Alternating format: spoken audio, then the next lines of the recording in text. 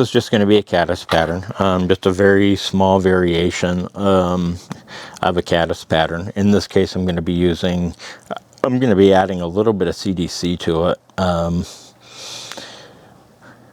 just to give it a little bit more action in the water.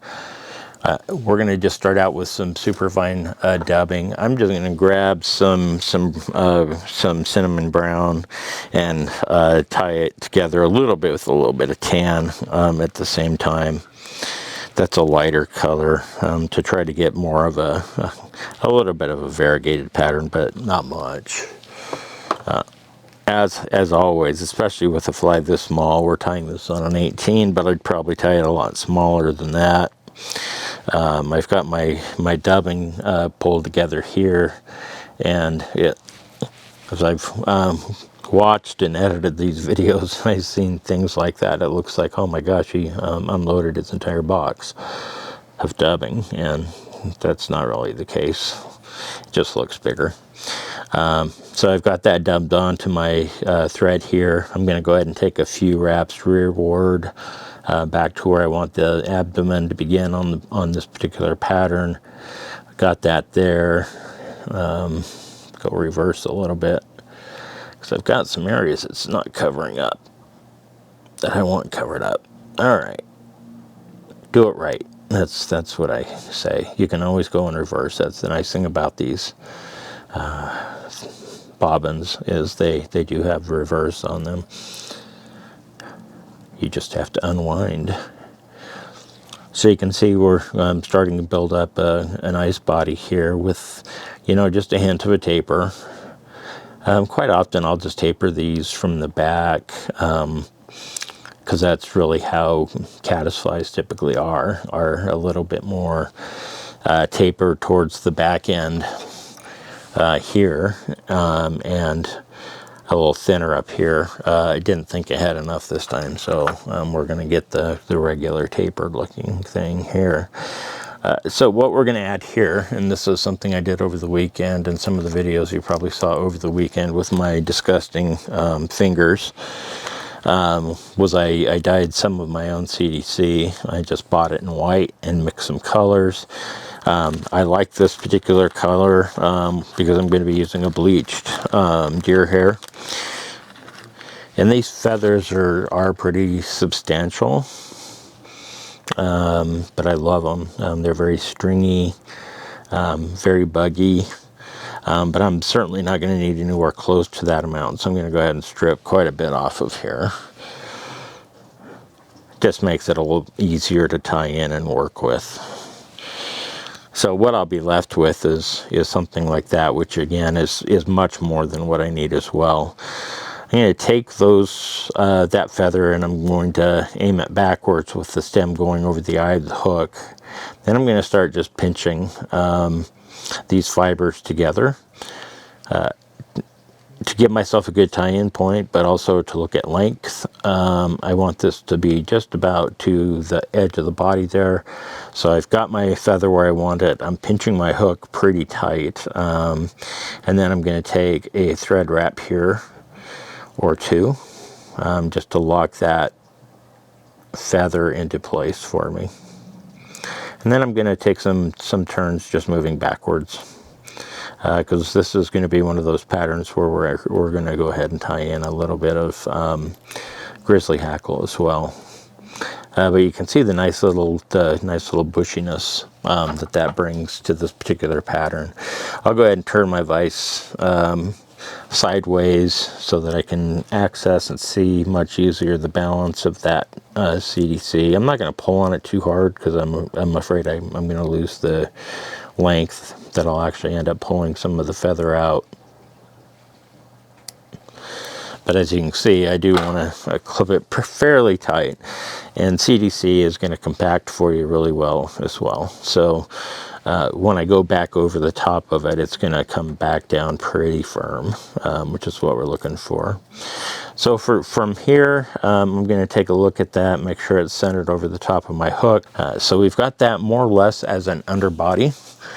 With that, I'm going to go ahead and turn to my dyed deer hair, my bleached deer hair. Looking at my measurement, I want that tied in right where my thread is, and I'm going to just trim those butt ends off so we end up with something that's more like that. Once I've got that, I'm going to go ahead and twist my thread counterclockwise, which will help it jump back against my fingers.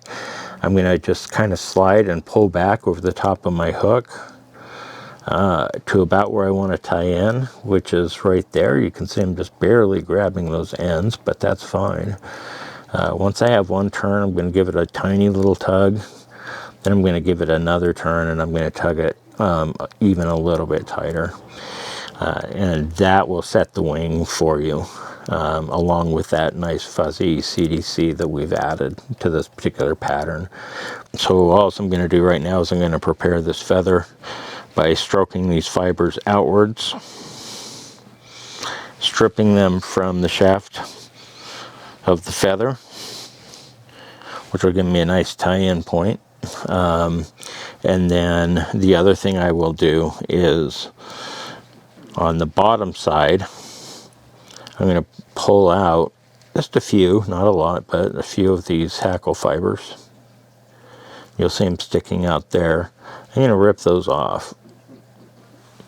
So basically, I have a hackle feather that goes up about this far on this side of the feather, but if I look on this side of the feather, the hackle starts a little bit deeper, and that will just help us get a better shape for this hackle. And then I'm just going to trim off that edge piece, that end piece, just to get it out of my way. So from here, we're going to go ahead and position that hackle fiber, the side that we took a little bit of extra fibers off. I want that facing upwards towards the top. I'm going to pull everything a little bit backwards, and then we're going to work on securing in this hackle. I'm just going to take a couple of thread wraps here. I can, again, crank down on this pretty hard. For me, just so I don't crowd the eye, sometimes it's easier for me to cut off that extra stem right here, just to make sure that I'm cutting it off in a way that it's not going to interfere with the eye. You can see it standing up there. I'll just clip the end of it off right there like that. And then I can move my thread back up over the top of that and complete the process of securing that into place. Okay, now that I've got my bobbin in the cradle, my hackle tied in, I'm going to go ahead and grab some hackle pliers just so that I can hold this a little bit better. I'm going to want to fold this forward a little bit and crimp it a little just to get that initial bend in place. And then we're just going to take some touching turns, moving up. And we don't need many on this. So I'm probably only going to do 4 or 5 turns here with this hackle.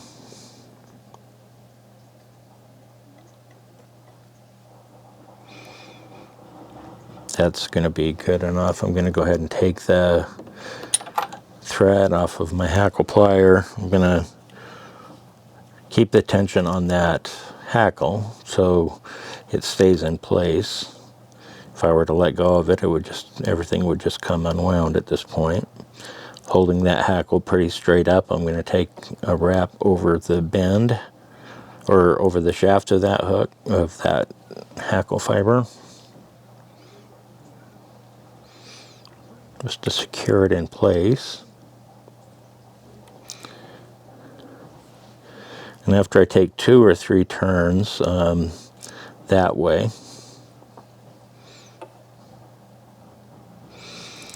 I'm then going to keep the tension on it, even though it's probably not going anywhere at this point. And I'm going to go ahead and make a couple of thread wraps in front of it as well.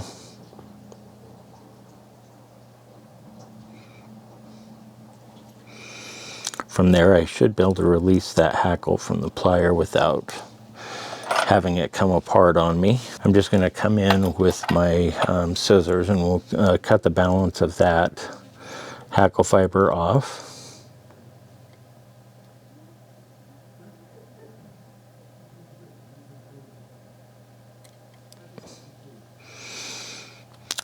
something like that. So I'm just going to throw in a couple of final whip finish turns in here. I don't need many because we already did a few to begin with, so we should be pretty secure. I want these to move back towards the back end of the hook and rather than the eye where I can. And I'm trying to just, you can see obviously I'm going really slow. Partly is because I'm just naturally a slow person, but also because I want those thread wraps to kind of move backwards as much as I can. I'm going to release that from my hackle plier. I'll be careful and just kind of pull that nice and free, just like that. Cut it really nice and close for us.